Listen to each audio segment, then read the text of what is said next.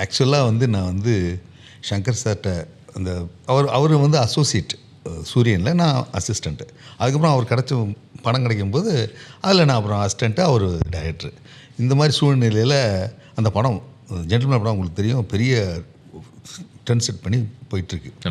அந்த நேரத்தில் நான் வந்து சௌத்தி சார் தான் புதுமுக இயக்குநர்களை வந்து அறிமுகப்படுத்துறது. அதனால வந்து அவர்கிட்ட நான் ஒரு கதை சொல்கிறதுக்கு போகிறேன். கேட்குறாரு. அதில் வந்து ஹீரோவே கிடையாது, 3 ஹீரோயின், ஒரு டீனேஜ் கேர்ளை பற்றி கதை அது.